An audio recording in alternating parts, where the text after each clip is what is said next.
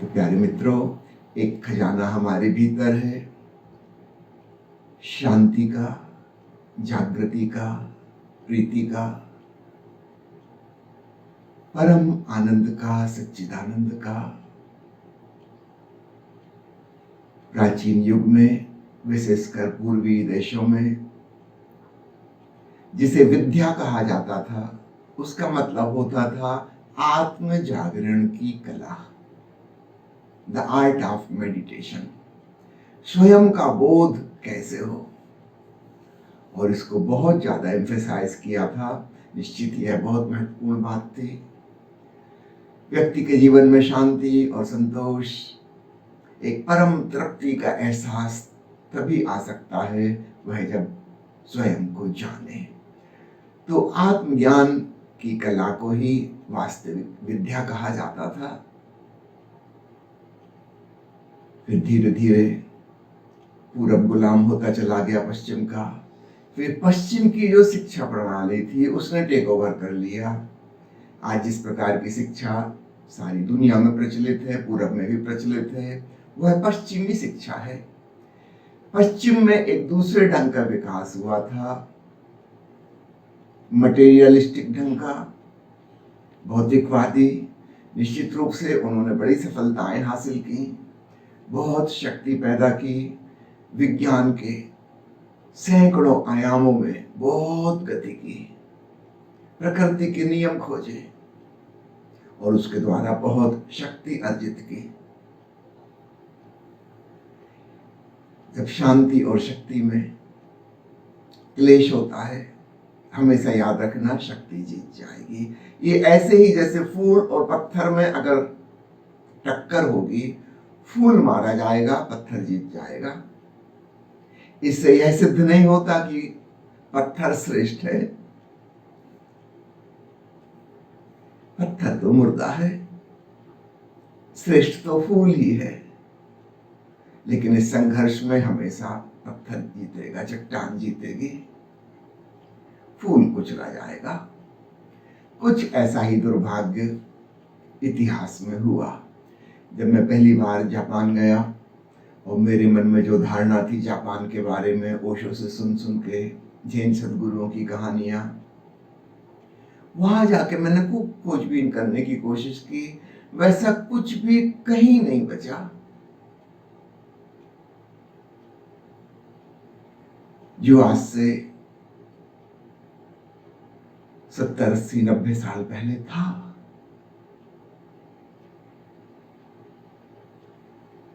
America ने बम विस्फोट किया, सेकेंड वर्ल्ड वॉर में जापान हार गया। ये केवल बाहर की हार नहीं थी, हजारों साल से चली आ रही वह ध्यान की परंपरा, ध्यान शब्द से ही जैन शब्द बना है, वह हजारों साल की परंपरा, लोगों के मन में ऐसा लगा कि वह परंपरा हार गई। निश्चित रूप से शांत लोगों के ऊपर जब बम गिरेगा तो शांत लोग भी मर जाएंगे। आनंदित लोग, प्रसन्न लोग, जापान कभी मुस्कुराते हुए लोगों का देश कहा जाता था, लैंड ऑफ स्माइलिंग पीपल। परमाणु बम फिक्र नहीं करता कि तुम शांत हो कि अशांत हो, कि तुम प्रसन्न हो कि तनावग्रस्त हो। बम तो बम है, सब नष्ट हो जाते हैं। बुद्ध पुरुष भी नष्ट हो जाएंगे, अज्ञानी भी खत्म हो जाएंगे, ज्ञानी भी खत्म हो जाएंगे। और दुर्भाग्य की घटना घटी, परमाणु बम की जीत।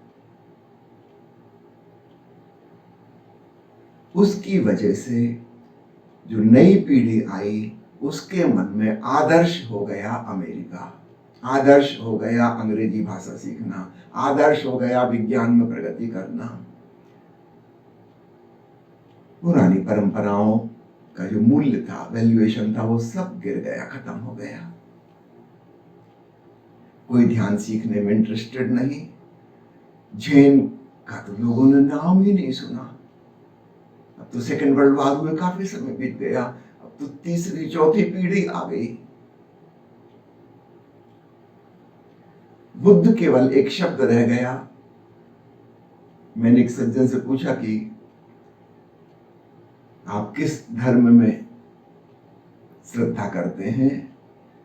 उन्होंने बताया कि जब शादी ब्याह करना हो तो हम चर्च में चले जाते हैं, वहां धूमधाम से विवाह होता है, और जब अंत्येष्टि का संस्कार करना हो तो बौद्ध धर्म के उसमें चले जाते हैं, वहां अंत्येष्टि करना सस्ता है। हंसना मत उनकी बात पर, आज की मेंटेलिटी यही है। चर्च में शादी धूमधाम से होगी, तड़क भड़क होगी, अंतिम संस्कार सस्ते में निपट जाए, कुछ लेना देना नहीं किसी धर्म से, किसी साधना पद्धति से कोई मतलब ही नहीं है। गौण बातें प्रमुख हो गई, प्रमुख बात गायब हो गई। याद रखना, गायब। हजारों साल जिस देश ने डिवोट किए थे सिर्फ ध्यान के लिए, अचानक मन में मूल्यांकन बदल गए। तो जापान की जो कहानी है, चूंकि अभी अभी की बात है, स्पष्ट नजर आता है भारत की बात बहुत पुरानी हो गई। हजारों साल हम गुलाम रहे, हमेशा वो जो जंगली बर्बरी हत्यारे किस्म के लोग थे, उन्होंने आके आक्रमण किया और इतने बड़े देश पे कब्जा कर लिया और हजारों साल तक गुलाम बना के रखा। धीरे धीरे धीरे हमारे मन में भी वैसी ही धारणा बन गई कि हम जिसे विद्या कहते हैं, आत्मज्ञान कहते हैं, ब्रह्म ज्ञान कहते हैं, वो तो किसी काम ना आया।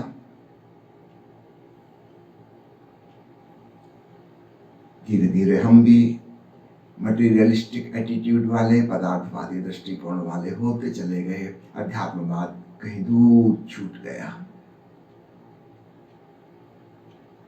यानी मित्रों, इस बात को गौर से समझना होगा, पुनर्विचार करना होगा, इस पर चिंतन मनन करना होगा।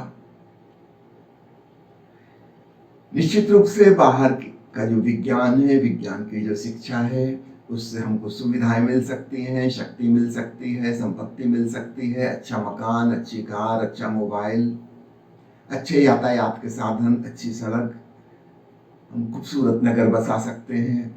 ये सब विज्ञान से हो सकता है। बेहतर स्वास्थ्य, अच्छी चिकित्सा प्रणाली, ये सब कुछ हो सकता है।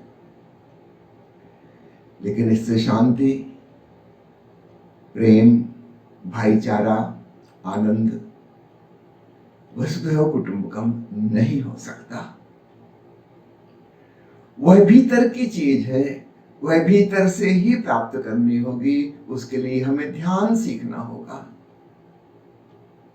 वो जो असली विद्या है, स्वयं को जानने की, वह सीखनी होगी। अप दीपो भव, अपने दीपक स्वयं बनना होगा। वह जागरण की ज्योत अपने भीतर जलानी होगी, उसके लिए साधना करनी होगी।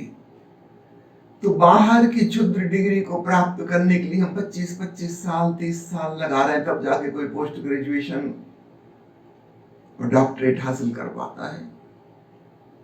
वो भीतर शांति को पाने के लिए वो तो हमें ख्याल ही नहीं आता कि ऐसी भी कोई चीज है। कहीं उसकी कोई चर्चा नहीं, कोई जिक्र नहीं, ना कोई पूछ रहा है, ना कोई बता रहा है।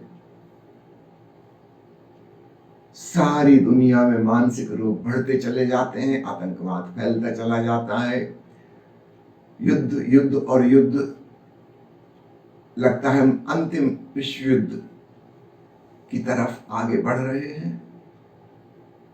सर्वनाश हो जाएगा, महाविनाश हो जाएगा, लेकिन दूसरा कोई विकल्प समझ ही नहीं आता। नहीं, विकल्प है। एक ऐसी भी कला है जिससे व्यक्ति शांत होता है।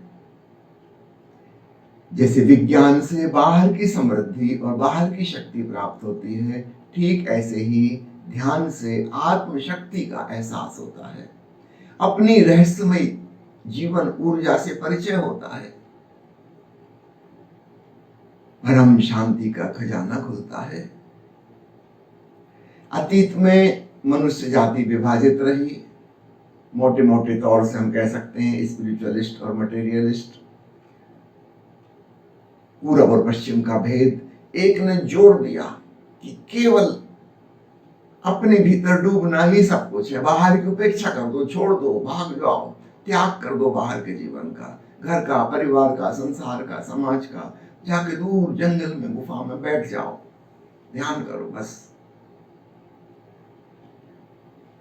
और दूसरी तरफ जोर दिया गया कि बस यह बाहर का जगत ही सब कुछ है, पदार्थ ही सब कुछ है, छोटी सी जिंदगी है, इसे पूरी तरह से जी लो, भोग लो। दोनों के कुछ अच्छे पक्ष थे, दोनों के कुछ नेगेटिव पक्ष थे। जो लोग भीतर शांति की खोज में लग गए, वे बाहर से दीन दरिद्र हो गए, अशक्त हो गए, असहाय हो गए, बाहर का कोई विकास न हुआ, अपने शरीर के रोगों की चिकित्सा भी संभव न हुई। उस तरफ उन्होंने ध्यान ही नहीं दिया। क्या करना है, क्षणभंगुर शरीर आखिर राख में मिल ही जाना है, इसको बचा के भी क्या करना। संबंधों की उपेक्षा कर दी, देश की समस्याओं की बिल्कुल उपेक्षा कर दी, कोई लेना देना ही नहीं, करना क्या है। और दूसरी तरफ उन्होंने अपने अंतरतम की उपेक्षा कर दी, बस बाहर का सब सजा धजा लिया, और भीतर तनाव और अशांति और बेचैनी और मानसिक रोग और हिंसा की वृत्ति और क्रोध, वह सारा पागलपन। नहीं, दोनों ही भूल चूक हो गई। ओशो हमें एक नई सम्यक दृष्टि देते हैं। एक मनुष्य होने के नाते हम शरीर भी हैं और आत्मा भी है। इसमें से किसी को भी इग्नोर करना, उपेक्षित करना ठीक नहीं। निश्चित रूप से अपनी देह की भी देखभाल करना, उसके लिए सुख सुविधा का इंतजाम करना और अपनी चेतना का भी ख्याल करना। अब दीपो भाव भूल न जाना, उसके लिए भी तुम्हें साधना करनी होगी।